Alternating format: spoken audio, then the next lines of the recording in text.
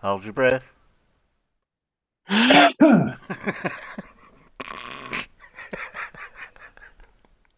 Sod that. I'll drink my coffee.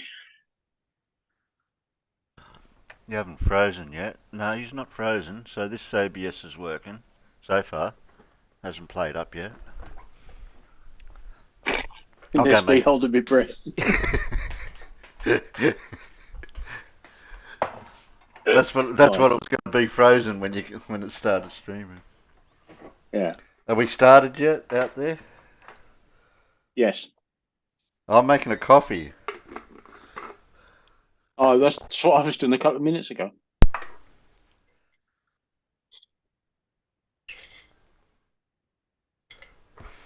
And the heating's on. Yay!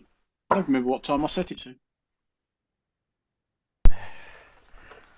We'll play the video or whatever to see what happens with that out there.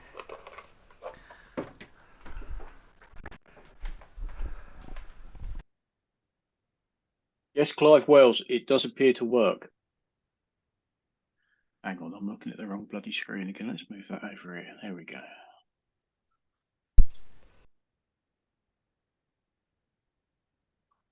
So far, touch wood, things appear to work.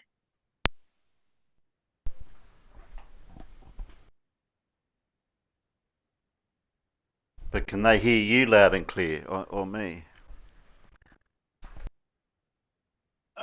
I don't know. Can you hear me, mother?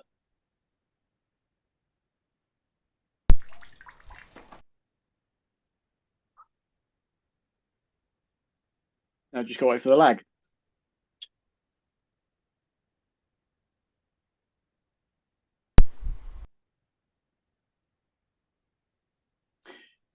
Yes, good. Right. They can hear us. Oh, did I mute the stream though? Because I didn't hear it coming. Oh, it's muted. That's why I didn't hear it. Right. So, like I said, so far, everything seems to be working. Yeah. Yep, getting reports of good sound all Use round. the Yeah, ABS. wonderful.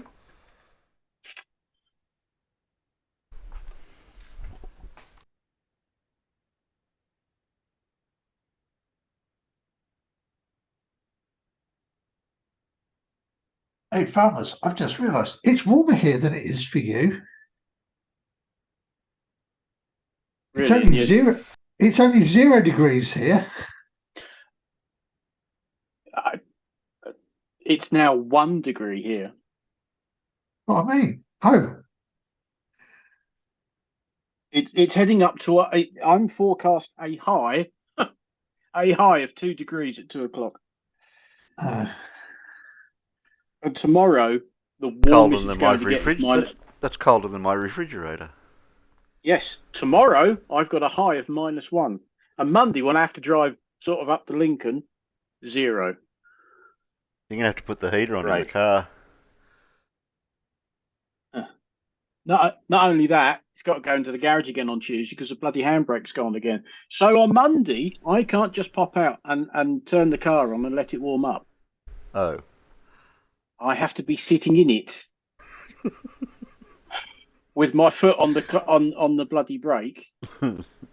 put a brick Whilst it behind the warms back up. wheel. Yeah, and then what happens when I want to drive off? Take the brick out. How am I going to do that?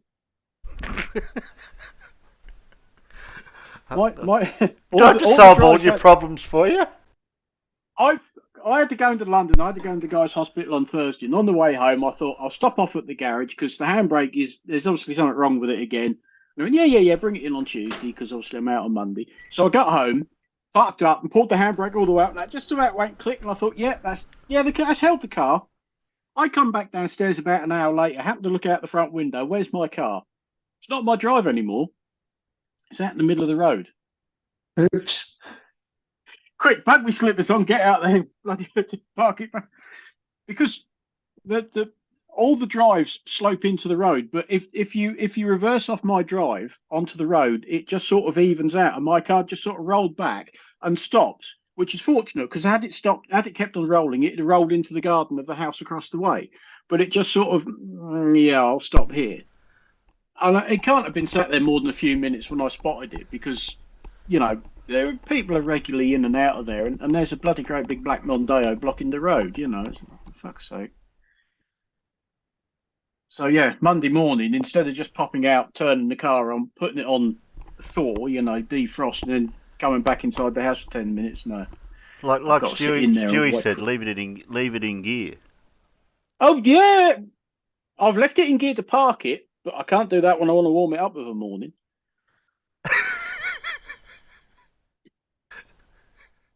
That will be like a block of ice. I mean, that was sat there all weekend, barely getting above freezing. I mean, it's a black car that's gone white.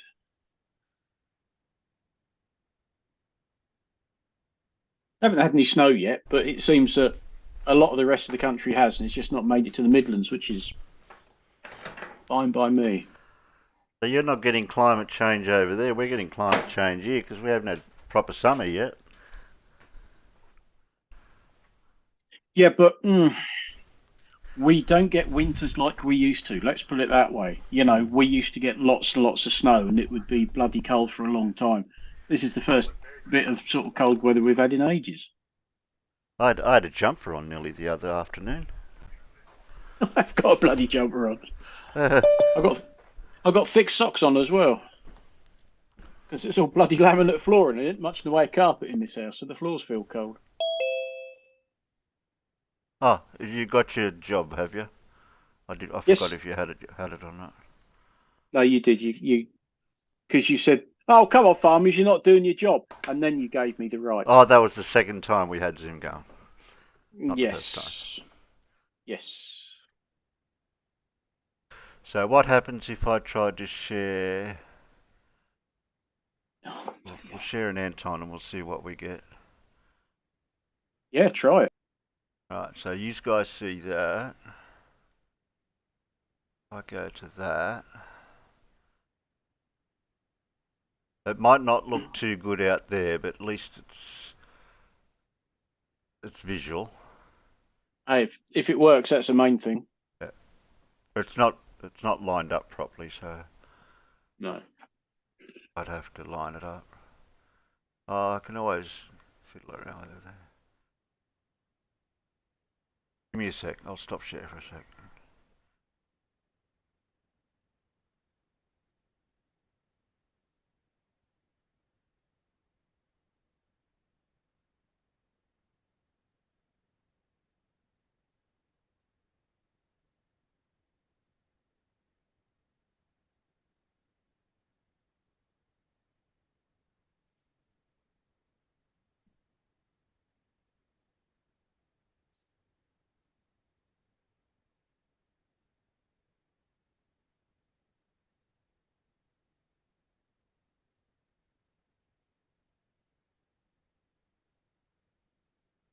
I'm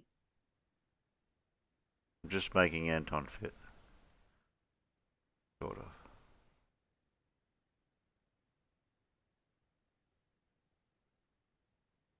Might not be perfect, but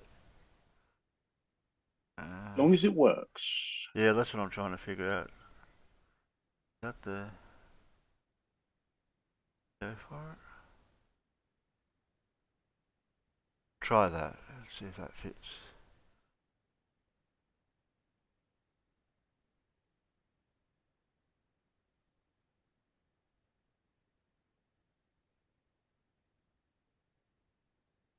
Okay. Share again. Okay. I'm sharing you that.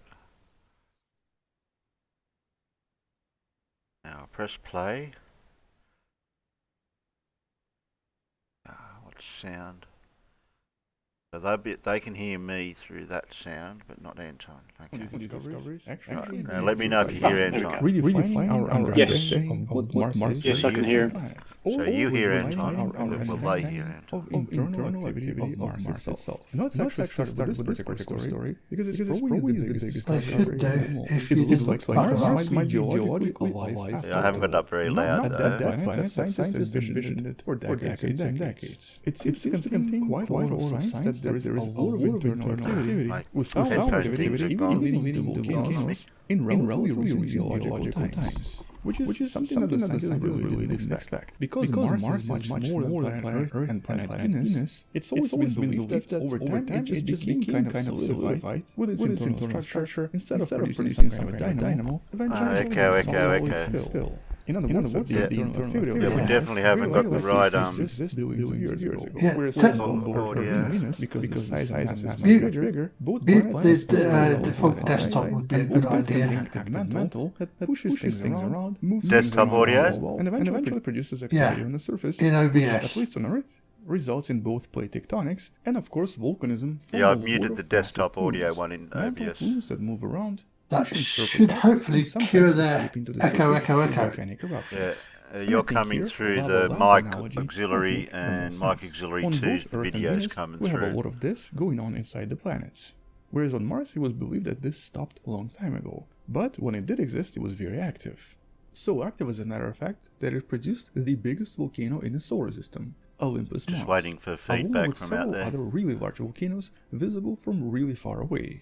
For example, the biggest region is known as the Tharsis region, that, as you can see, has quite a lot of volcanoes, all pretty much in the same location. Fondle said This that was very fixed likely it. produced by some kind of a humongous plume. But there's also a smaller region. So known maybe as I the might not Elysium need region that one that obviously has a few open, volcanoes the as mic well. on the But top all of these were created over 3 in the billion audio years ago. mixer. And so it was always believed that this was basically the end of Martian geological activity. However, something Yeah, you unexpected don't need started default happening audio, when really. NASA landed the InSight probe. The probe that's about to end its mission because its solar panels are no longer operational. But in the last few years, surprisingly, it was actually detecting a huge amount of earthquakes, Okay. some being relatively strong as well. And this is not something scientists expected at all. And a lot of these earthquakes were So actually finish watching originating Anton from a for now? relatively similar area. And interestingly, when the scientists were originally planning Yeah, this might as mission, well let him play they actually out. specifically chose a location that they thought is going to be relatively quiet. There are not going to be a lot of disturbances, there are not going to be a lot of smaller earthquakes, mostly because it Hey, was believed to Spig. be flat and quiet. You can sort of see the location right They here should on be this able map. to hear me And the reason they over wanted the this video. location to be quiet is, of course, because I hope. they were going to be using very sensitive These instruments guys hear me to out listen there to a lot of over the video? vibrations coming through the planet, essentially studying its geology through minute earthquakes detected by very sensitive instruments. And originally this already gave the scientists a bit of a hint that something else was going on here. In this case, something Gotta wait for the inside the delay. planet itself. But in the last few years, the scientists started to discover some really unusual hints in this region known as Elysium Planitia. With first Yeah, I'm hints sure I being came through a volcanism separate at least audio 200 mix. million years ago, I could see but my more voice importantly, small explosions when I of talk. volcanic ash that might have happened I can see yours when you 53,000 years talk, ago, Palmer and with the Alan. actual ash deposits being really young Okay, so and Fondle up said until they now can hear being me over somewhat the video. controversial. But a lot of these signs were definitively confirmed by various scientists in the region known I as can't Cerberus fossa, an in the unusual audio set mix of of young my fissures voice, or so the young cracks peanuts that actually stretch can't for hear more me, than but then you 800 guys can miles still hear or me, nearly so I can- 1,200 kilometers That's something across I'll the have to entire look surface at of later. Mars. So maybe not the same type of volcanism as on planet Earth, but definitely something really unusual, and definitely something implying that Mars might still be active. But all of these were hints detected before, years ago. Something hey, else, Spig. a lot more definitive, was identified very recently, something that suggests that Mars is indeed active, and these fissures are just one of the signs. With a lot of this analysis focusing on the surface itself and the inclination or the location of various features, compared to some of the other features such as craters. For example, many of these fractures cut through various hills and various craters that are relatively young as well. Here we're talking about something that was created in the last billion years, which obviously suggests that these Oh, happened that'll- way after. only On a top of billion this, years. and this is really important, an entire region was uplifted by at least 1 kilometer or sometimes even 2 kilometers, making this one of the highest regions in the northern lowlands. It's obviously not the only region uplifted in such a way, but in this case, there is something else that makes it a little Thought bit these unusual. planets The were surface roughly of the entire area is actually around the same tilted length of just a time as little our bit planet. away from a You can certain see how our imaginary planet's center, changed as over if something from over the beneath the billions of surface years. pushed onto the So crust obviously and those lifted this planets had entire to have area. changed over And that's billions kind of what years. usually plumes do. A Yep. massive plume, such as the one in, for example, Hawaii, will usually uplift the surface, but will also then start producing volcanism, which basically is how But then Hawaii that makes was you created wonder as about well. the other Another planets, really common example is, of course, Iceland. like Saturn. And if they're correct in their all those assumption, other ones. this implies that this is a giant plume. It's very likely 3,000 to 4,000 kilometers wide, and is probably the reason why we have all these unusual features that could not be explained otherwise. It explains the Cerberus fossa that go for over 1,000 kilometers. It also explains recent observations of volcanism as far back as 53,000 years ago. But more importantly, it also explains why InSight has been detecting so many unusual earthquakes, and some actually relatively powerful ones, coming Steve's from this gotta go region and that visit was these- expected to be visit really them, quiet with nothing going on. And from what we know about planet Earth, we usually expect two types of geological activities to be able to create so many excessive earthquakes, either plate tectonics or really large plumes underneath the crust itself. And since the surface observations determined there is definitely no plate tectonics anywhere, massive powerful plumes is the only other potential explanation. But because this is still going on and because this is definitely not finished yet, it I also see implies Paul's that doing volcanoes can one day become active again and potentially Scientist even produce MB enough emissions something or else. even enough heat on the planet to maybe even melt some of the ice caps, or maybe even create liquid water at least for a little bit. But more importantly, in this case, in our search for extraterrestrial life, these types of volcanic regions are usually known to host a lot of exotic life. As a matter of fact, all of these emissions and Simba still all of got the his energy life produced going? is basically heaven for a lot of Hello. different bacteria. And so officially this is now the best region for us to potentially find some kind of extraterrestrial life somewhere on Mars.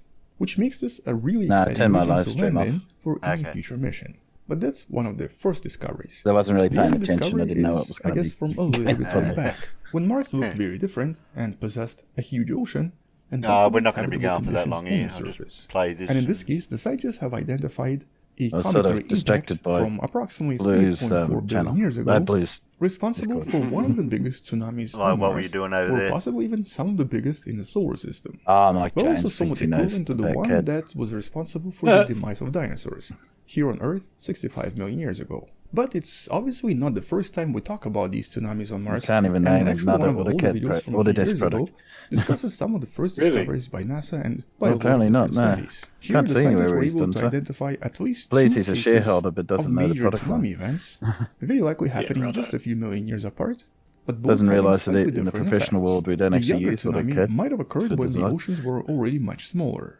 and the analysis was actually able to definitively show that there was quite a lot of deposit from what seemed to be a tsunami, and in I this do it case a for tsunami editing that was stuff. really large. And though the evidence for the tsunami was clear, it wasn't clear what created it. The crater was not found just yet. There were some speculations about craters that could have created this, but it wasn't certain. But the new analysis goes in a little bit more detail, even recreating the potential tsunami wave, while even discovering certain fallout effects, as well as other deposits, confirming that this is exactly what probably happened. And intriguingly enough, the Viking 1 lander basically landed on top of some of these older deposits. Now prior to this crater didn't really have a name, but they now named it Pole, and it has a diameter of approximately 110 kilometers and is located in the northern lowlands as well. The region that was very likely covered by the oceans, with a potential depth of about 120 meters. And the asteroid that collided with Mars was either 3 kilometers in size, as the smallest estimate, up to possibly 9 kilometers in size, as the largest estimate. It really depends on how deep the oceans were, and also on the amount of ground resistance when the asteroid hit Mars. But it resulted in a mega tsunami, very likely 200 to 300 meters tall, moving approximately 1500 kilometers away from the center of the explosion, and creating all of these distant deposits visible today, which is actually surprisingly similar to what happened on Earth 65 million years ago. The dinosaur killer asteroid very likely produced extremely similar effects. And so what makes the study intriguing is of course the discovery of the official crater, responsible for at least one of these mega tsunamis, and the naming of the crater as well as the simulation and the explanation for everything observed. But we also had some other discoveries in regards to water on Mars, with many of these discoveries suggesting that Mars back then was extremely Earth-like, more Earth-like than we even think. With for example one recent study identifying several new lakes and lake deposits that existed here for millions of years. Although in some cases some of these lakes actually were a chain of lakes, basically all connected to one another, so possibly a little bit different from what we have on Earth, but still producing very similar effects. And so all of these potentially habitable conditions, along with recent discoveries of still active volcanism, still really make Mars the most likely place to potentially find extraterrestrial life. And if we don't find it here, or on other objects such as Titan and Enceladus in Europa, that's of course when we have to start asking questions. Can life actually exist anywhere else? And so in the next decade or so, or possibly a few decades, we might finally have some of these answers. For now we get a lot of clues, a lot of hints, with more evidence suggesting that Mars is basically a tiny sibling of our planet, but still nothing definitive just yet. Which means that I'll be making more videos trying to figure out the truth and trying to find out what's happening here. Until then, thank you for watching, subscribe, share this with someone who loves learning about space and sciences, maybe come back tomorrow to learn something else, and maybe support this channel on Patreon by joining channel membership or by buying the Wonderful Person t-shirt you can find in the description. Stay wonderful, I'll see you tomorrow, and as always, bye bye. Bye bye. Bye bye. Bye bye bye.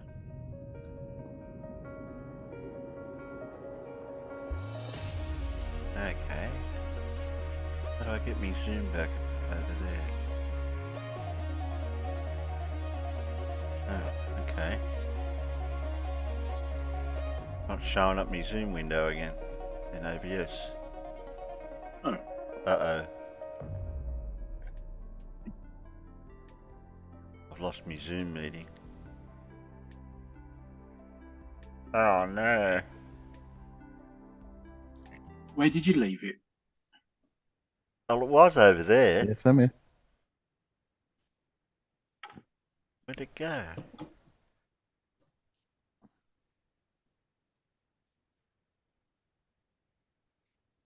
Lost my Zoom meeting window.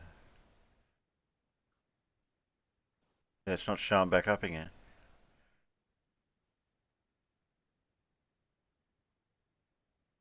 Oh, okay.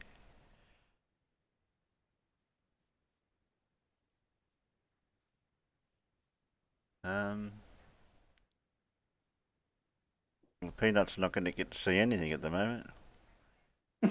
Hmm.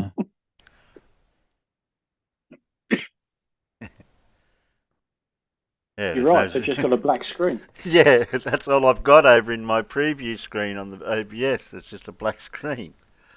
Oh, We're in no. here, but somebody's turned the lights off. Yeah.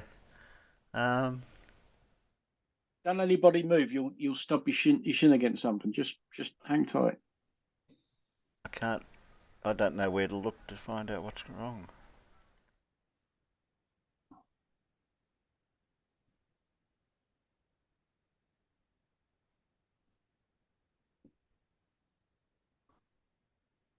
The capture method might be part of it too. If I go to automatic, it just goes to a white screen.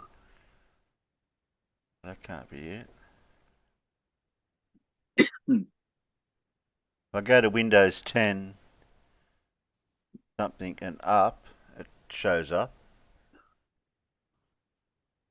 Yeah, like I told you, Terry, sometimes automatic is broken. Okay, I put it back to Windows 10 something something and up, and it showed up.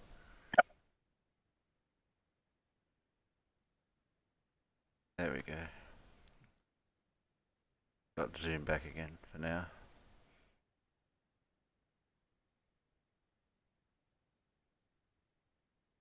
Alright.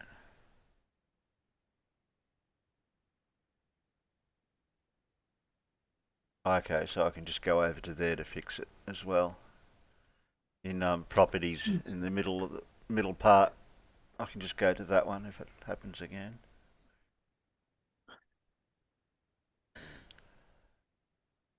Surprisingly good gluten-free chocolate cake. Oh, Okay. Well, it was a choice of reduced price gluten-free chocolate cake or no chocolate cake at all. not much of a choice in really, was there? Have we got a clue? And it's surprisingly good. It actually tastes like chocolate cake. Oh, Have we got it's a not bad clue? going then. Got a clue for MVL? He said Max von Lauer. Clive did. I I haven't got a don't know. clue, so we don't know. I'm sorry, I haven't a clue. No, I haven't got a clue.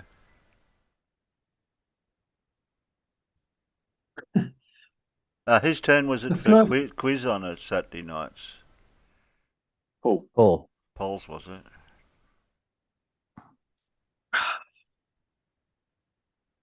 Okay. Oh, you turned your stream off, Timbo, so I can close that one. Yep. That tab. Close that one.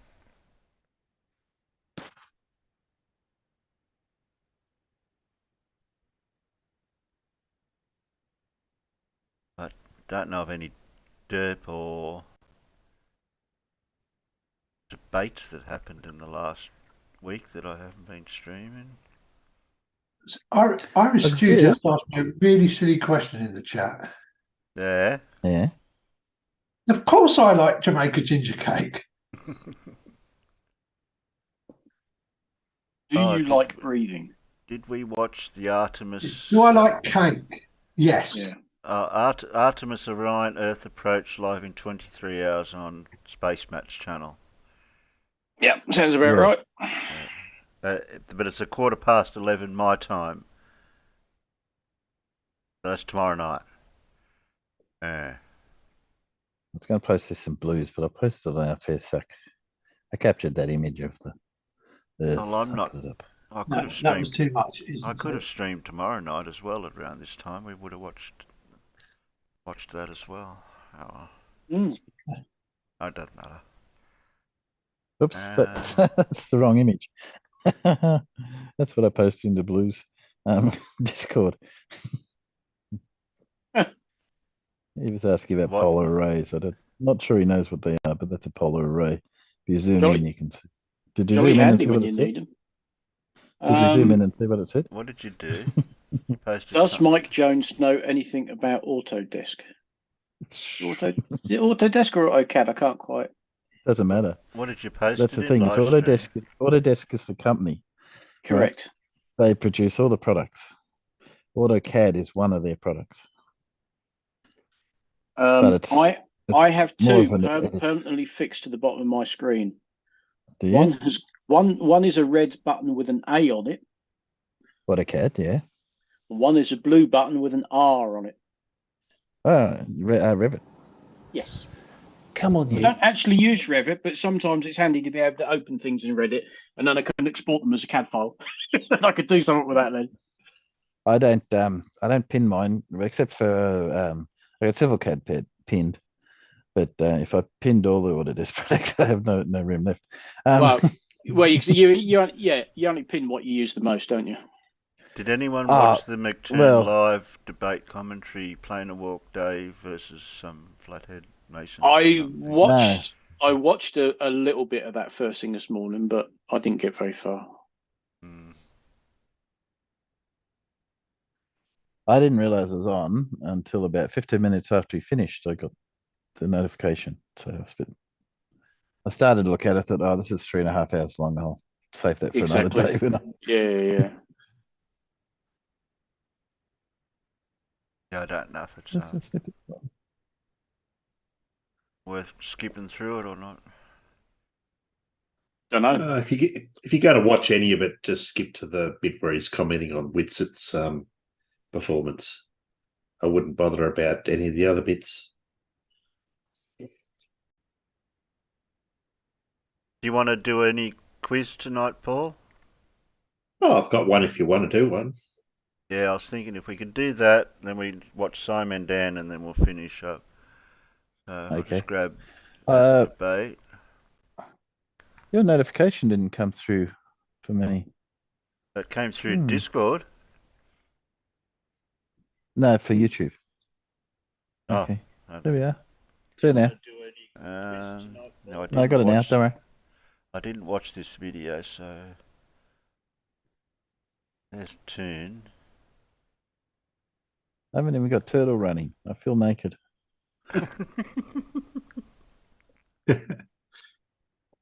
And I've got to have Turtle running. Oh, what? We've got to do all this naked? Oh, hang on then.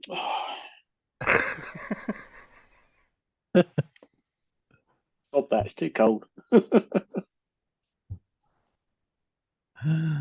Oh, hello. It's you again, is it?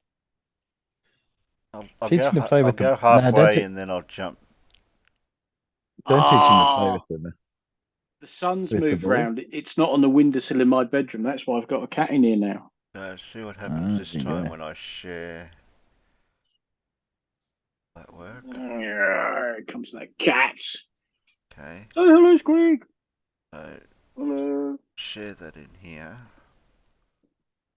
Okay, we keep you losing go. zoom. Every time I go across to share it, I lose the zoom in the preview window.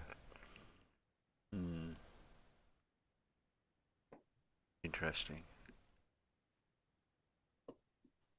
Have to have a look Yeah, at let's that. put that one on.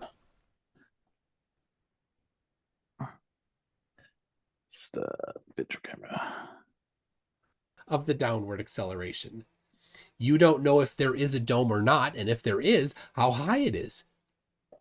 Nothing. You have nothing. You come constantly from a position of you have nothing.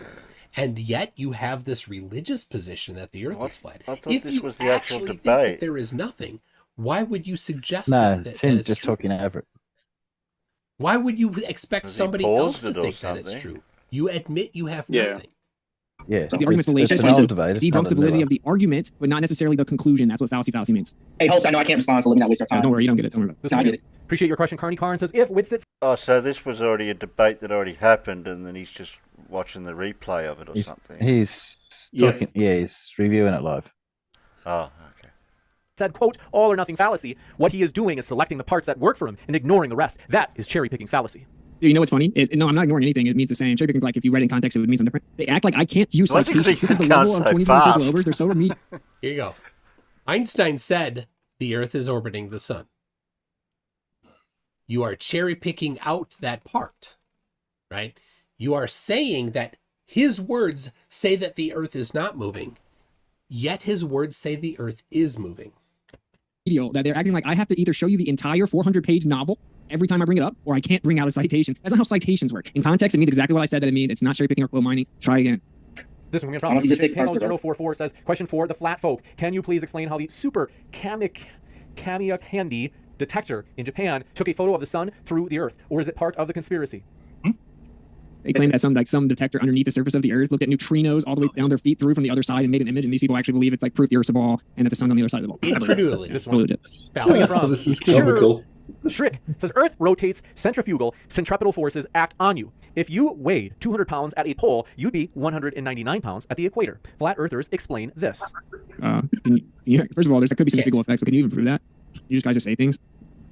Thanks for That's this. not pretty much what you do. Just say things. You can just say things. Why is he and, getting you know, you done don't have to too either fast? poll. I can hardly Just understand. you You can also, I actually have seen, I think it was Wolfie, measured the weight of certain objects at different. Let's just I hand forget wave what it was dismiss related that. to the but it came up as different weights that was consistent with what you'd expect to see if there's centrifugal force acting. It has to be latitude, right? Like you guys don't understand your model. I just get confused between different words sometimes. This one Okay. coming in from Tim Pryor says, you proved curvature and tracked that International Space Station. You cracked me up. Yes, he's talking to me. Because these guys believe, they ask for every bit of evidence, right? They ask for the humidity, the temperature, what's the refraction. Unless you're in a movie that's a hit piece, clearly, and you say the words interesting, that is sufficient evidence for these guys to run around saying that I proved globe. So that's funny. But what's the other thing he said? I saw the ISS. Yes. If anybody can go do that, you can pull up ISS Transit Finder, and you can watch the little TIE fighter go by the moon or sun at the time it says it will go by the moon or sun. I just want to ask, this is not a jab at you, John, but isn't your catchphrase interesting? From watching some of your shows, I'm pretty sure your catchphrase has always been, Yes, but most people are using that in terms of the proving of the group. Even though if they just paid attention to the movie, they would see that the difference in heights would be 6 feet, and the person held it above his head, which is about 2 feet. And it's not, the evidence is actually leaning towards flat than curve, but I wouldn't claim that because the evidence was right in the middle. The observation showed us the middle result. But closer to flat, and then he said interesting, and now they say he proved the curve. Think about how dumb that is. And especially because the movie didn't show you that we tried to see it at 23 feet and didn't see it. They cut that out of the movie, and they cut everything that happened after that. So, I mean, people should be asking the question, like, wait a second, Jaron proved globe right there, and there was 25 people there. The great scene would have been, what happens next? What's the scene after that? Where I say interesting, and everybody comes over and says, what happened? Oh man, we just saw the globe. It's globe proof. None of that happened because we were just in the middle of a bunch of observations. At the end of that night, everybody said, no, nothing was proven here. So how does that work on a flat Earth? What does? All right, next question. Want to remind you folks, if you haven't hit like, it's a way to support our neutral platform. We appreciate that. And this one coming in from Kango44. Question for the flats. You've skipped forward right to question Earthers time, always haven't you, Terry? I thought that's what this was. It sounded like it. No. If you go back to earlier in the debate, just after McToon's introduction, where Whitsett actually presents his part of the debate. Oh yeah. And Toon makes commentary on that. That's probably Keep going, question time. Yeah, Keep right going. back towards the start. Keep going back. Keep You're going going back. about About 10 20, 25 minutes in, Terry. Yeah. For a little, yeah, something there.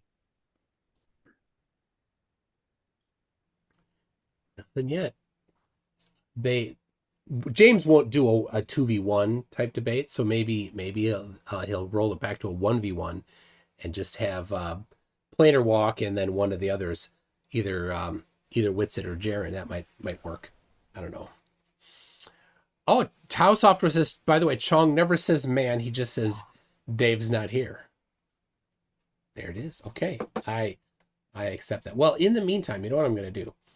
I'm going to, I don't know why I didn't have this prepped before. I should have. I was planning on it. Is this it? Is this it? It is. Okay. You'll like this. All right.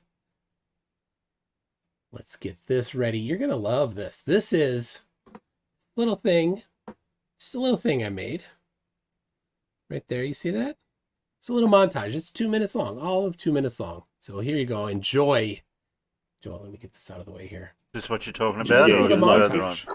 That when you make a You'll positive like claim, this, you have what's Terry. called the burden of proof. You have to substantiate your claim with evidence. All evidence has shown us that the Earth is stationary. The burden of proof is on the one that makes the positive claim. In every debate, the burden of proof typically lies with the person making the claim, but it can also lie with the person denying a well-established fact or theory. There's a higher concentration of gas being introduced at the surface. This is the positive claim that has the burden of proof. When you make a positive claim, you have the burden of proof. It's geocentric. That means the center of everything. It's stationary, of course, meaning not moving. It's a geocentric stationary plane. The burden of proof is on the one making the positive claim. That if the Earth is geocentric and stationary. Did you guys know the Earth's not a spinning ball? It's actually flat and stationary, bro. The person making a positive claim has the burden of proof because there's constantly gas being introduced to the system. When you make a positive claim, you have the burden of proof. It's very simple. When you make a positive claim, you have the burden of proof. The Earth is stationary. They shift the burden of proof, which is a fallacy, and then they attack a straw man model, which is a fallacy. It's a closed dynamic system with gas constantly being introduced to the surface level. You make a positive claim of specificity, you have the burden of proof of specificity. And they use something called the stereocycle from the Chaldeans from 2500 BC to this day at NASA to be able to predict the eclipses. They cannot use the heliocentric model to predict eclipses at all. You do understand, again, that positive claims require the burden of proof. Hey, the Earth's a geocentric stationary plane. Positive claims have the burden of proof. Hey, the Earth's not a spinning ball, bro. It's a flat stationary plane. You have the burden of proof of specificity of your specific claim. So you can't shift the burden of proof. That's called a shifting the burden of proof fallacy. The Earth is a geocentric stationary plane. You make a positive claim, you have the burden of proof. Burden of proof always lies with a positive claim. When you make a positive claim, you have the burden of proof. Okay, so we have the burden of proof to show that the surface of the Earth is flat, because that is our positive claim. You have the burden of proof to substantiate all of those specific positive claims. Now you have gotten to where you are just basically diverting the burden of proof. You're shifting the burden of proof. The projection is real, Whitsett. The projection is real. So if you didn't catch that, I was mixing Whitsett demanding correctly that when you make a claim, you have the burden of proof, with him making a bunch of claims for which he hasn't given the burden of proof and refuses to. He constantly shifts the burden of proof. He comes into every debate saying they need to prove their claims. Before they've even spoken, he will say that. Will he say that tonight? I would not be surprised. Anyway, I popped the link in there. It's unlisted. I will list it here maybe in a day or two. Just a little 2-minute montage of Whitsett demanding burden of proof be substantiated and then not substantiated. He'll claim, of course, that he did.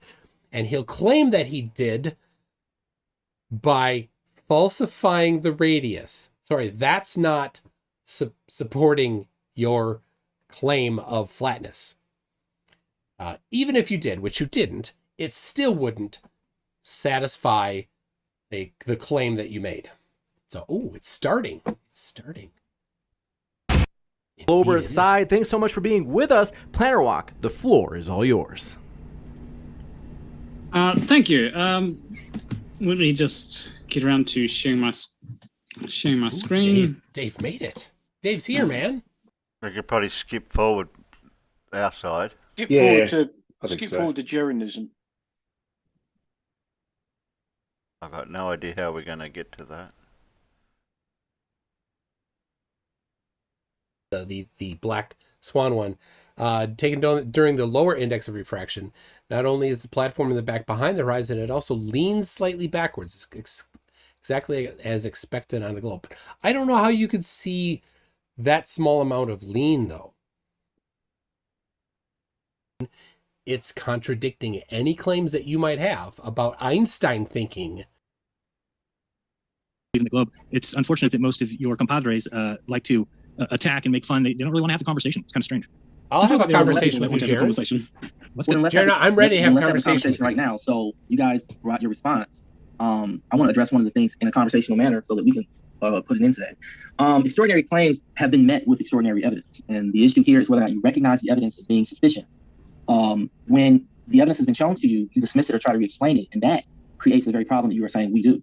You're creating the very issue of having an honest conversation because you try to re-explain what is clearly evident. Okay, can we get specific here? One of your extraordinary claims is that one of your extraordinary claims is that the Earth revolves around the sun. So do you have any extraordinary evidence? Do you have any extraordinary evidence? After I give my stop interrupting there, Austin. So, for example, you spoke about the sun receding, back into the distance and retaining the same size. Well, the thing that contradicts that is that when I look at those tall buildings in the distance, and I get further away from those tall buildings, they get smaller. I don't see other objects anywhere around me, anywhere on Earth, where I go further away from them and they retain the same size. So there is no reason for me to look at that concept of the sun or the moon for that matter and say, oh, well, this is happening because of some lens effect, which quite literally contradicts your concept of refraction being a... That's a special pleading fallacy that for some reason different rules apply to the sun and moon than everything else we see. Globe Earth debunk. So refraction works in a way to make the sun retain the same shape and size, no matter how far you are from it. But it doesn't. That's not the straw man though. And then that's a fallacy. Just address how what I'm saying is wrong. Okay, you don't. Okay, can I talk now? You actually don't know what fallacy means. I would encourage you don't use it if you don't know what it means. I know what it means, and I stand define it. Define it. It means that you're trying to use a fallacy, an argument of a fallacy, to say that the person has a fallacy as a reason to say that their argument is weak. Just because I may even engage in a fallacy does not mean that the argument itself is weak. So that is a waste of time. So address the issue. Okay, that's wrong. So if you use a fallacy for your argument, then your argument is logically fallacious and invalid. What fallacy means is the assumption that just because someone says something fallacious as their argument, that their conclusion is incorrect. So you can say fallacious things and your conclusion be wrong, but your argument is wrong. Just said that. Your argument is wrong if it's fallacious. So you didn't understand it. I didn't understand it. You and I are just disagree. But let's get to the sun itself. I don't. Oh, do I need to pull it up? I refuse. Listen, I refuse to yield on that. So we're not going to waste a whole hour doing this. So you're going to laugh right along with you. Well, yeah, you're wrong. How the sun? No, you're wrong. Let's go ahead and address how the sun itself, out of all of the other objects that we have. My first view of Dave was like, oh, his presentation was a little rough, but now he's given Witsit the smackdown that he deserves. Have access to an Earth. Can retain the same size no matter what the distance is for anyone on Earth. But everything else diminishes with size as you get further away. Please. Okay, so actually the sun does change angular size throughout the year in your own model even. And angular size does change throughout the day just very slightly. And it is because it's viewed through a greater distance of atmos. It needs to vary by a huge amount, Witsit. You need to provide the plausible mechanism for it to vary by a not huge amount, and you're about to not do that. And we also don't know the medium that the sun is in. You guys. Yes, we do. Yes, we know the medium that the sun is in. Yeah, on flat Earth even. It's air. But up higher, depending on how high you think it is, there's very little air. Witsit, how much air is there at 100 kilometers? Do you think that the sun is higher than 100 kilometers? Very little air. Do you think it's inside the clouds? Well, that wouldn't work well. The geometry doesn't get you anywhere, Austin. I claim it's impossible for the sun to disappear bottom up. If the Earth is flat, I debunk that, showing a lensing effect would actually make it disappear from the bottom up. Okay, so you did not address He did that by presuming the Earth is flat. Address my point. I literally did. No, you literally did not. I'm just over your head. Sorry, brother. No, you're not over my head. You're just being presumptuous. You want to keep going? Presumptuous. Absolutely. Can you repeat it? No. Dave, yes. You want to listen? Okay, cool. So what you did was you gave an example of how the sun changes angular distance over a period of time from days to weeks to months over the course of a year, which you know was not my argument. I even said very clearly, everyone all over the world sees the sun as the same size, no matter how far away they are from it. That only speaks about distance. So I didn't specify a time frame. Yes, the sun will change by 5% size from August to January. Because of distance. Because of distance alone. And you Thank you for your concession. Excuse me, no, but that doesn't That doesn't help you with the distance. No, I did not. Listen Yeah, you again. did. I said that my argument had nothing to do with looking at the changes of the sun over time. I'm looking at the changes of the sun over distance from one observer to another. Yeah, no, you've got to have the one observer to the other part, or else you're not getting my point. You didn't I hear must my be going rebuttal. over Let me your repeat it. I said it I must be changes going over throughout your the head. This guy's unbearable. I said it This guy's unbearable. changes throughout the year and even throughout. Oh, Witsit. Well, you gotta, people. Witsit constantly pats himself on the back. He does his affirmations out loud during debates, just like Stuart Smalley told him to. I'm good enough. I'm smart enough. And doggone it, people like me. I don't know why he doesn't do it in the mirror in the morning or something, but he has to do it constantly during debates. Poor guy. Would he pretend to be this stupid for money? That's the question. Know the observer height, right? So this is just asking about observer height. We know the observer height. I believe the observer height was something like 6 feet in Ranty's image. Correct. So if we account for observer height, we know the observer height. We account for perspective. You still need something like refraction in order to explain how the thing further back is lower than the. He asked you, why did it do it in this video? That's what he asked you. He changed the observer heights. Okay, so why? Explain how that makes it happen. Perspective. Because the left. Oh, it is perspective. That's crazy. No, It is perspective. You're generalizing perspective too much. You're not explaining how it works in those different scenarios. When he changed the observer height, his line of sight is no longer on the same elevation as the object that he was looking at. So Neither his is the line of sight- elevation. In the observation we're talking about. No. What Ranty did was he gave you a clear observer height from where he is, and he compared it to okay, it doesn't matter. See, here's how it doesn't matter. Because he gives the observer height of the object that he is measuring or observing. And it's higher than him. And you just said if it was lower, you said if the observer height is lower I'm than saying what in you're this observing. example, no, I'm saying in this example, see how you did the same thing. Witsit thinks that if he can catch somebody out saying certain words in the wrong order, that somehow he wins. That is sophistry. Earlier, you're trying to switch things from what I'm saying to apply to something else I'm not speaking of. My example. In this image, go ahead, sorry. My example is given because it's very simple for anyone who's not a globe zealot to see that things in the distance get smaller. They lower down, right? And so. Right. No, that's not true. That is not always true. Things that are higher than your elevation, things like, let's say I'm 6 feet tall, and let's say I'm looking at something that is 20 feet taller than me, right? Okay. As I get further away, it does appear to get lower, but it doesn't go lower than my line of sight. Flat Earthers just do a 2-scale model of the Blackpool Tower on Flat Earth. That's all you need to do. Test your claims. Test your claims. But Flat Earthers and cult leaders never want to have their claims tested.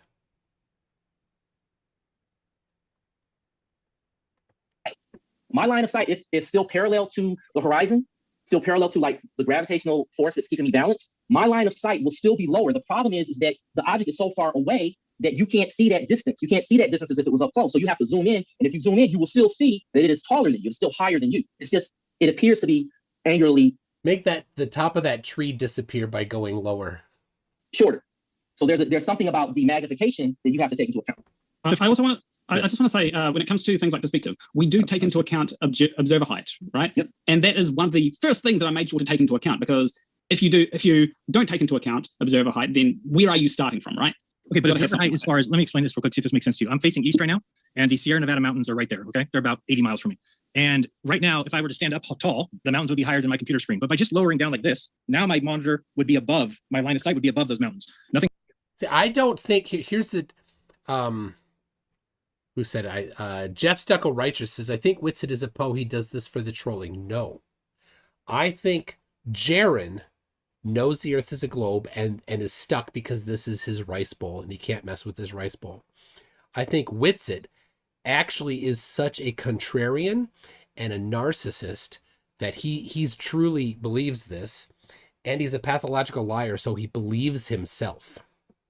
Jeff Kane says, as always, thanks for being honest with your audience, unlike Witsit or Jaren. You're welcome. Nothing happened. They didn't fall behind any curve. I just changed my viewer height by a foot.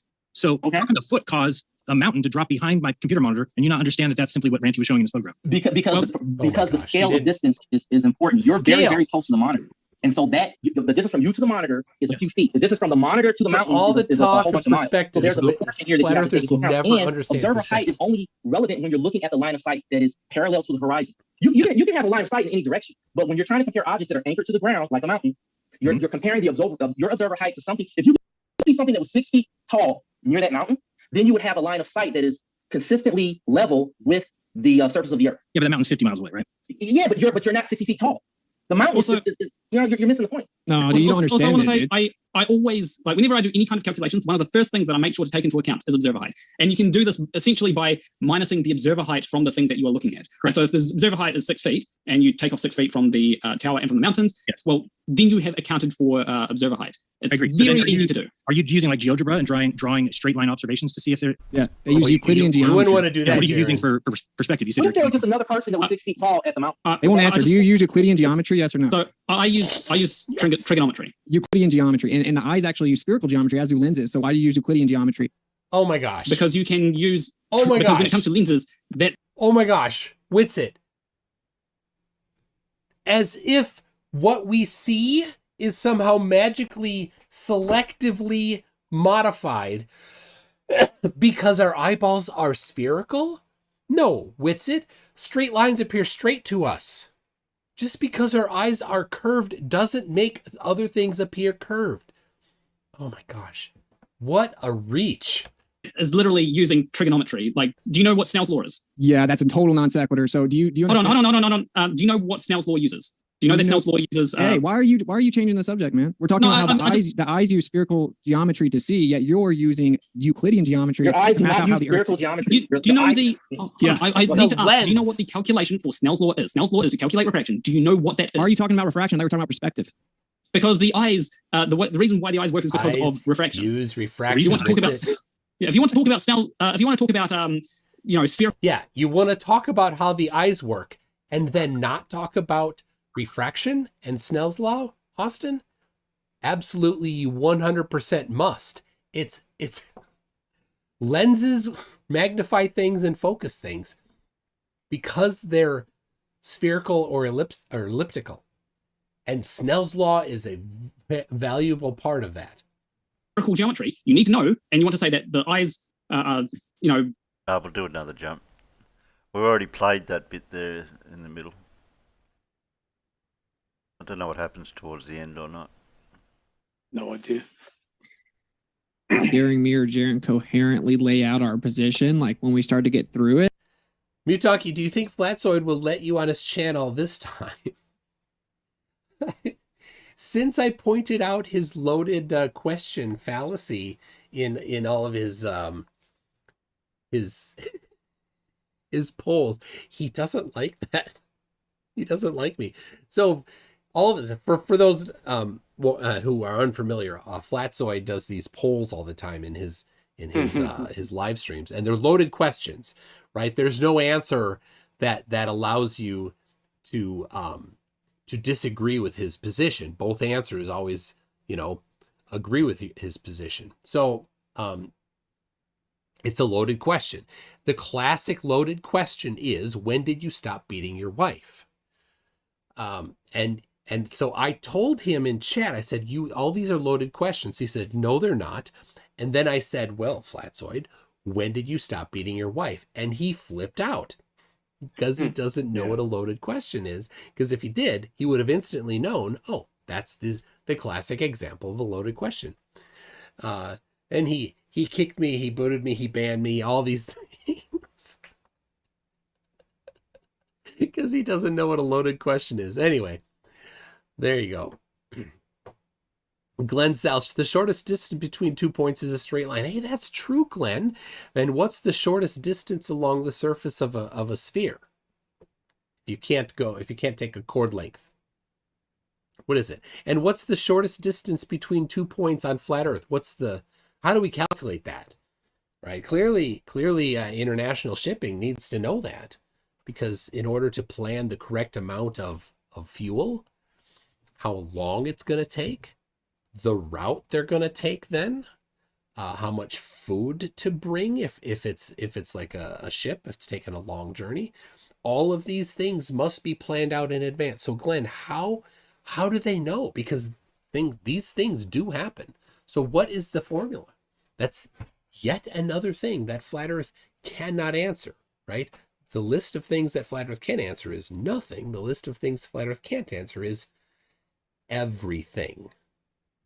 So the fast path on Flat Earth must be a circle, says Mute Doggy. No, I don't know. Glenn says, notice you didn't say currents. You're right, I didn't say currents. Currents do affect, and so you might do it to get back into the video. Books. Jeffrey Hollenbake says, you missed my super in MDD a few minutes ago because of muting instead of pause. I'm sorry. What was it? In that equator, you could make profit. My response to that was that I thought, and I still believe it's measured by the carat to denote purity, and it's compared to like you would weigh it against another object. So if the gold has a certain number of carats in it, or a certain number of a certain level. We got James Iverson says, please provide open source code and or 3D scene files to prove your model, Witsit. Nothing. He's got nothing. David, let's hear one. Let's see. Got not your sister 28 James. Inquiring minds want to know, did Jaren bet Jake the a-hole 10K on member size and give him 3 inches? If so, can we see? Maybe there's a published paper here I'll send it to you right now that's talking about the redshift blunder that has been obstructing cosmology for over a century. And is it helping you? Is it helping your argument that all of the matter is close and dense, and that the space is not space, it's dense matter? Or is it addressing it doesn't help you. Topic? Well, it says here, no theory can be valid if it's based on a false assumption. Thus, all theories that depend on the Doppler redshift misconception are necessarily invalid. These include the Big Bang theory, expansion theory, Hubble's law, dark matter, dark energy. Okay. You're reading the paper. He's trying to censor you because he doesn't want the audience to hear the Earth flat. You can have the discussion with me later and then republish it on your website. Nominal says, David, let's hear one. I don't know what they wanted in terms of let's hear one. The orbital motion, measurement, because they couldn't have one. Well, the biggest thing that I was trying to have a conversation with, my only point that I wanted to discuss was, why is the sun the same size and shape? Why is the moon the same size and shape all over the world? So you get to the horizon, you start having effects that you wanted to, I don't think we understand celestial items. I don't think we understand giant celestial items. No, we have enough of an understanding that when we see an object and it's the same size and it corresponds to a distance that we've measured. Well, yeah, Mute Donkey says getting Witsit to stick to a model is like nailing Jello to a tree. Yeah, he says he doesn't have a model and then says this model predicts things better. Which is it, Witsit? Oh, but it wasn't the flat Earth model. It was the globe geocentric model. Witsit. The first Toon's, oh my God. Toon's first law of Flurf is Flurf citations always contradict the Flurf. Your citations about the model of the predictions about the motions of the planets is a globe geocentric model. It's not flat. And you said you don't have a model, then you cited a model. Okay, are you there, David? David? He died. The ether blocked it out. Thank you, Internet guys. They got him. It was the ether, actually. Proportional relationship between size and distance. We lost like the last 5 or... The word salad to you, right? Huh? Okay, next question. We lost like the last 5 seconds of what you're saying, but if you can... Yes, okay, dude. Last time, you can give a super... Oh, I'm sorry, this is a moderator. I lost my phone. Is malfunctioning. Okay, so what I was saying is that if the Earth and the Sun appear the same size in the sky, and you're seeing one eclipse the other, you're seeing the moon eclipse the sun, then the sun and the moon's size and distance have to be proportional. There has to be... Mutaki says the first rule of flat Earth is don't talk about flat Earth. There has to be a relationship because they appear the same size in the sky. The disk of the sun and the disk of the moon. They can't be right next to each other. That doesn't make any sense. All right, so let's use triangulation. Wait, this is going to go too long. You can use triangulation, you can use whatever you want, but you're going to have a relationship over You want to use triangulation, Jared? We've got so many questions. Strick says, I sympathize with Dave. He explains what Witsit is doing accurately. I get why he would be frustrated, but nevertheless, all debaters did a good job. He constantly interrupted me, so I mean, you can try to spin it however you want to. It's just completely unacceptable. You constantly disrespected player walking, so sorry, I'm going to speak up. Oh, you're so maybe we should. You don't get to complain about no, it's not people about virtue. See, interrupting. that's what I'm talking about. You're trying to ignore the fact that you were disrespectful, so you want to make it about me virtue signaling. Take responsibility for what you did. I wasn't. I was respectfully responding to him when he was done and explaining that he's using Euclidean geometry when in fact the eyes use spherical geometry. So we can move on. You got emotional. You're an emotional guy. Still don't know what Snell's law. And then he brings up Snell's law when we're talking about perspective. Yeah, because the eye, like when it comes to lenses, it's all to do with Snell's law. Oh, so you're using Snell's law for perspective measurements when you look at the observation. He said no, the then eye. you admitted You just no. did it again. You're Just being move on. disrespectful. And so Jared is bald. Valerie Look at St. Marie him. says pear-shaped believers. That hat Why do was official NASA and military a documents bald referring hat. to a flat, non-rotating plane to calculate missile launches and flight manuals? I believe it's just for like some things where where the Earth being flat would be simpler in calculations than trying to calculate everywhere, all the spherical stuff. This one from It's not everywhere. No. Not Your Sister 28 says, I want to know, did Jaren bet Jake the a-hole $10,000 on member size and give him 3 inches? That doesn't sound good. They say, what does this mean? They say, if so, can we see? What Person's name is Not Your Sister? That's their name is Not Your Sister 28. I think we just need to solve it with all. This is the utmost importance. Never mind flat Earth. We need to solve these. Hey, man. Who's Jake the a-hole? Is that your enemy, Jaren? No. Wait, Yes. is there a story behind this? Is this nonsense? What? Okay, well, There's the whatever, story. we'll go to the next one. This one says, Shrick says, I sympathize with Dave. He explained. The story is, Jake the Jake hole and Jaren have had a feud for a while, and Jaren did challenge Jake to see who had a bigger thing and was gonna spot Jake 3 inches. I don't think they actually completed the challenge. Explains what Witsit is doing accurately. I get. We read that one. Oh, sorry. Okay. Well, bear with me. 4MM4D says no one is going to point a gun at you from going off route at Antarctica. If you really wanted to see the wall, you'd be able to go towards it and see that it doesn't exist. Well, you have to give a 3-month advance notice, and they said they'll intercept you if you don't get your route approved. It's easily verifiable. You guys just don't want to know the truth. And it's the edge. It's the shoreline of Antarctica. It's not an ice wall, and nobody said you can't get over it. You're talking about movies. They're not going to Hey, intercept here's the problem though. Whenever you're going northward, whenever you're going, around the coast of Antarctica, as you're going, I think west, you have to go to port. But on your flat Earth model, you would have to go to starboard, and that's another debunk of the flat Earth. We don't have a model. I don't know. Another debunk of the flat Earth, bro. I don't care if you say you don't have a model or not. No, it's not. Yeah, you can't go That starboard. answers a super chat that I Just just said he doesn't have a model. How can you This argue one for coming in flat from, do Earth? appreciate if your you question. don't- Nominal says, Reference to model earlier. have you been darted more than once, David? What does it mean to be darted? Tell me this is not dirty. No, that's not. That's just. Is this something sexual in nature, David? Okay, this was Actually, I'll use it as an opportunity to kind of. Oh, it's Jaren's question, man. Calm down, man. Oh, it's Jaren's question. I thought you said David. no. It was about whether David had been darted. No, more it's than David. once. Oh, Yeah, he's asking Jaren, David it's if he not your knows show, what bro. being darted That's my is. name. It's the name that I gave to people who believe in the dark mission. They're mentally darted. Because obviously, if you believe in it twice, then you're. You get Well, let me go ahead and retarded. respond. Yeah, let me respond. So, to the moderator, you know what? I looked at the flat Earth debates as like an intro to other types of debates. I thought that this was kind of like a weeding out. Right. That's kind of how I've looked at this. You got smoked, so that backfired. Like I can't debate about religion, race, and politics if I can't deal with this nonsense. So. Well, guess you need to call it quits. This one coming in from, do appreciate your question. Jeffrey Holenbake says, Witsit, do you have a model?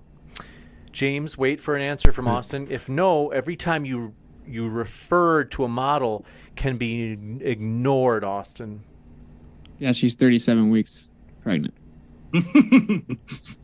This one coming in James, wait for an answer. from I think that's the last of them. Let me just double check. Want to say it has been lively tonight. I know David has taken a lot of abuse tonight, and some of it was deserved. But at the same time, we want to say, of course we wouldn't ban you, David. And I've got to say, I know it's lively sometimes here, folks. Like, it's blood sporty sometimes.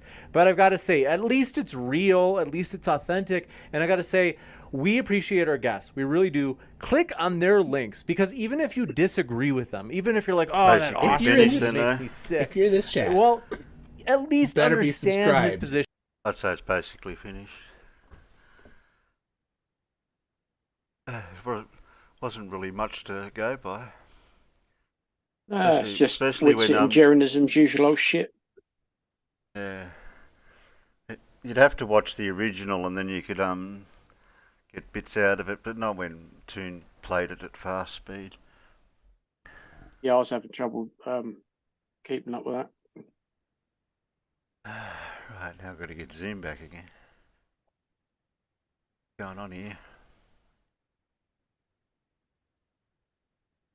I keep losing the Zoom window.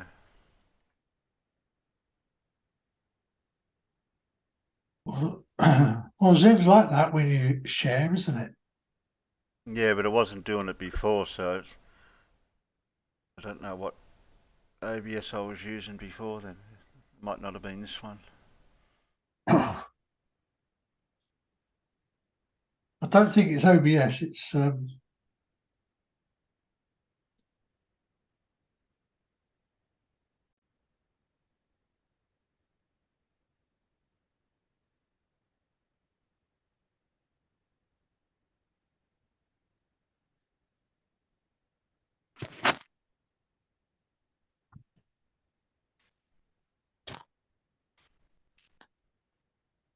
remember that you need to stop sharing Chrome with us in here first before you try to switch back to the Zoom window in OBS.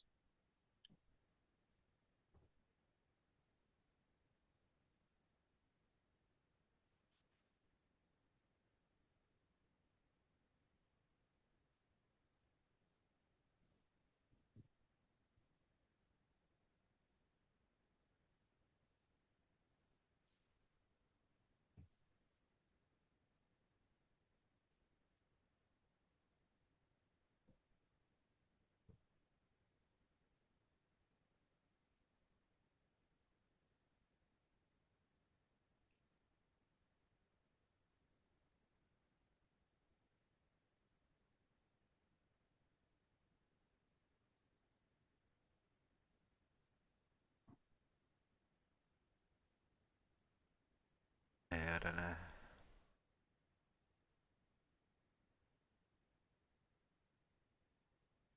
What, share first or share after?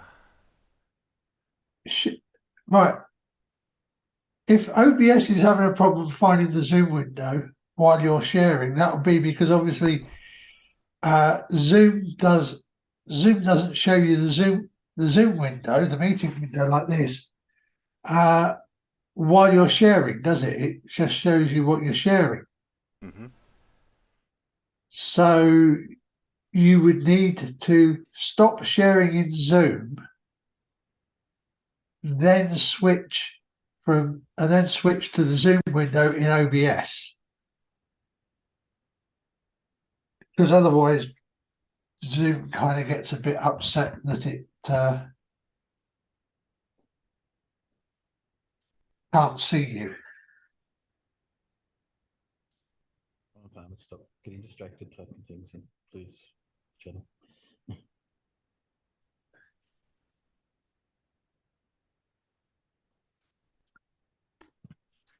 Oh, can you hear me? Can you hear me better now? I put my mic down here. Yes, can now. I don't know where your mic was before. And please don't tell us. and stop getting distracted typing things in Blue's Discord. I don't know. Yes, okay, I'm doing it for you.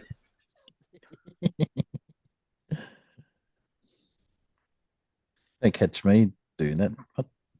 What? Quite. Are we doing a? Did I hear we were doing a quiz, or we're not doing a quiz tonight? We are. You ready for a quiz, are you? Yeah. Okay. Let me share a screen and get things going here. Oh my word. There we go. There we go. All right. I've Normal got service the has internal been chat resumed. up. I've got the Peanuts chat up. I've got everything ready. Are you ready to start the quiz yet? Yep. Let me think about that for a minute. Yeah, it's a toughie. Yeah, go on. The girl on the right-hand the top right-hand corner doing weightlifting while having hands behind her head. Yeah. Yeah, I bet they weigh a few pounds. All right, here we go then. Question 1.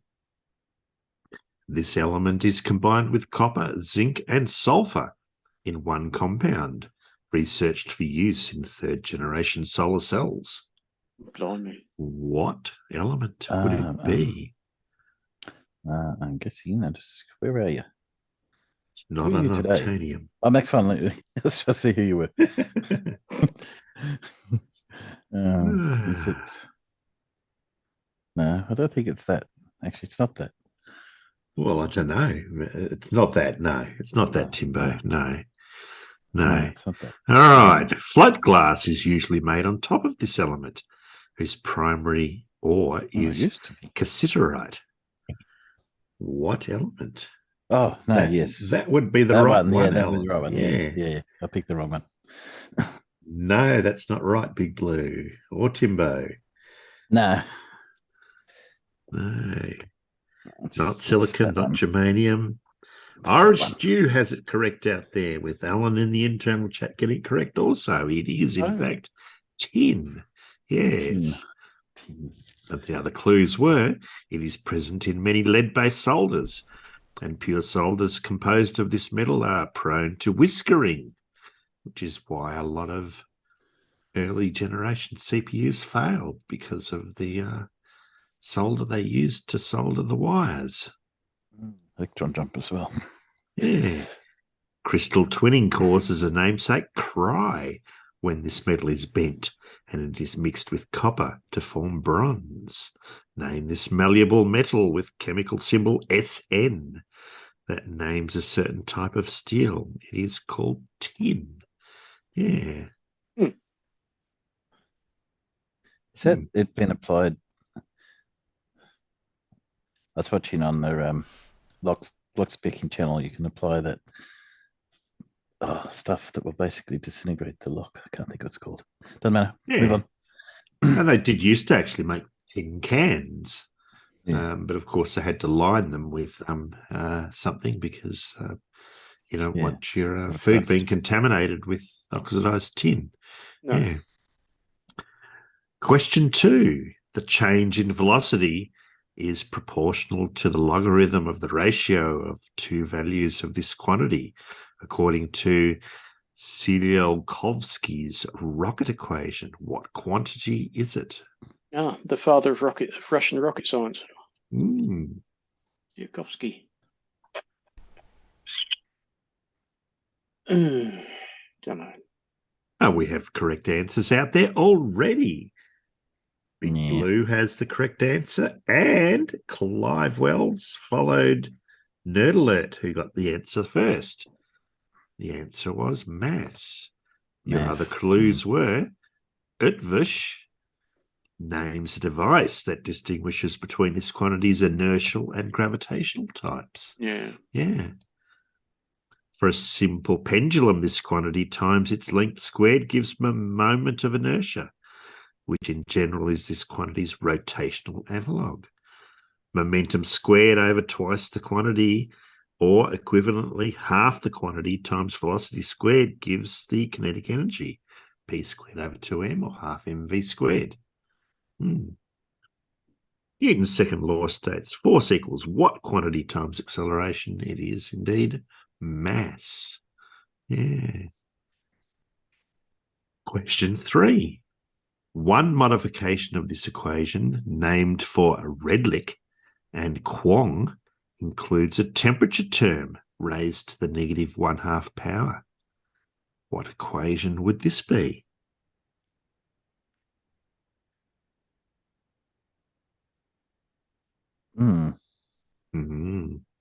A different correction of it, named for a Dutch scientist, includes corrections for the volume of particles and attraction between molecules. What equation is this?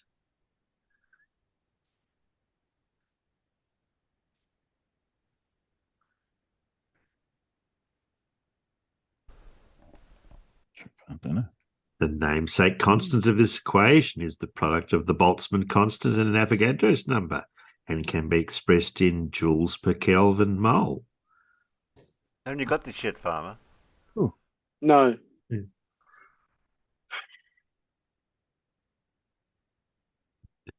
I was waiting for you, Terry. Name this equation of state that combines Boyle's and Charles' laws and is usually stated as PV equals nRT. Oh, yeah. That's the one, Alan Evans. Yes, but you were considerably beaten by Nerd Alert. You got the answer quite early. The ideal gas law was the correct answer. Yes. Yeah, you spelt that right, Well Alan. done. Thanks for sharing it. Yeah. Sorry. And a bit of a musical one now. Question 4. Bob Dylan's song, Went to See the Gypsy, is allegedly about Dylan briefly meeting this person. Never heard of it. Don't do Bob Dylan. Really Who's not Bob my Dylan? sort of thing. Oh, stop it. You know Bob Dylan is. Yeah. Martin Gore has said that Depeche Mode's song, Personal Jesus, was inspired by a book by this singer's wife about their marriage. Who is this person? Your own personal cheeses. Yeah. No idea. This singer's birth during a thunderstorm in the title town is narrated in Nick Cave's song, Tupelo. You're doing a remarkable thing here. You're finding songs that I've never heard of. Obviously, I'm familiar with Depeche Mode, but not Nick Cave. I don't do Nick Cave either. The Peanuts and Blue know, because Irish Stew has it right with Elvis, and Big Blue got it correct as well. Well done. Merle Haggard sang that it's a long way from Memphis to that mansion in the sky in a 1977 song after this singer's death. That should have given it away. Yeah. From Graceland to the Promised Land is a song about what rock and roll pioneer famous for Jailhouse Rock and Heartbreak Hotel? It is, in fact, Elvis. Yeah. Elvis is too fat to leave the building. Elvis the Pelvis. Elvis. He weren't that good. Question 5. This scientist partially devised one process whose rate-determining step is the dissociation of a molecule isoelectronic to carbon monoxide. Who was this? I'll eat my undies if someone gets it from this clue. What? Oh dear. One rule by this scientist relates concentration of a poisonous gas to exposure time before death, the application of which led to the suicide of this scientist's wife.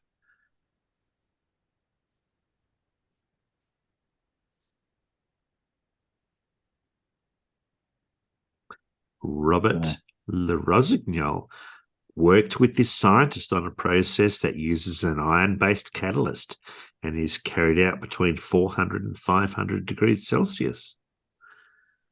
So, fairly hot.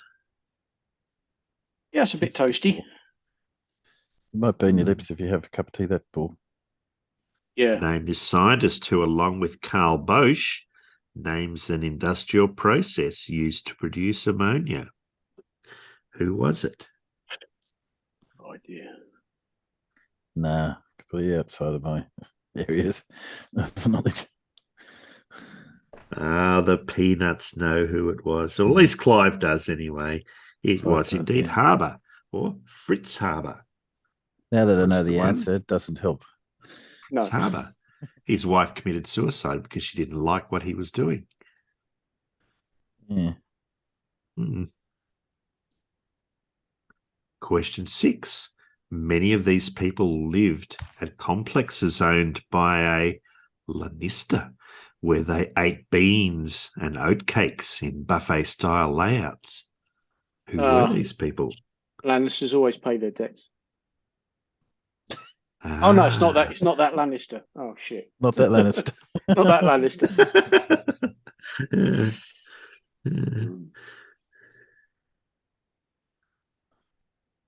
Music played by Lanera accompanied these people at some events before which they were usually massaged with oil.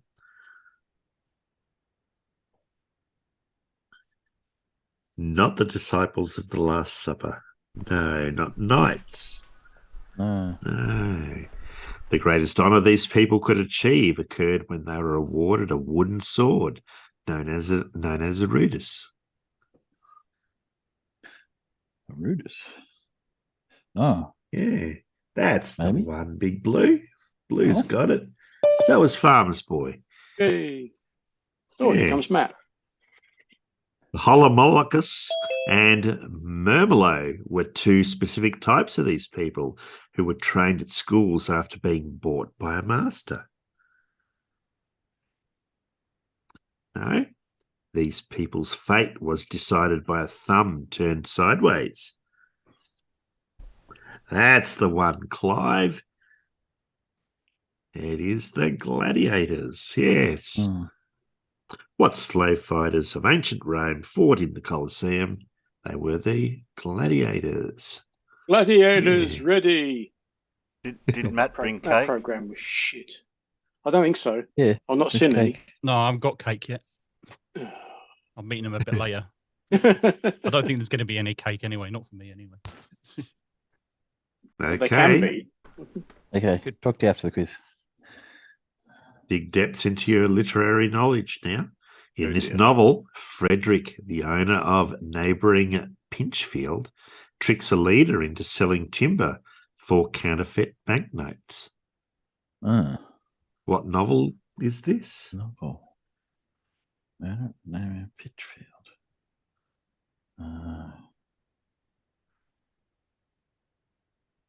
Secret Lives of Ginger Rogers. The solicitor, Mr. Whymper, represents the title figure of this novel.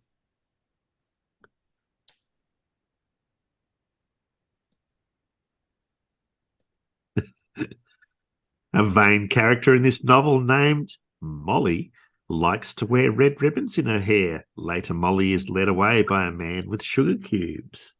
Yeah, that's not the right. Not 12 Angry Men. No. Late in this novel, the words "to excess" are added to the fifth of 7 commandments, the first of which is, whatever goes upon 2 legs is an enemy.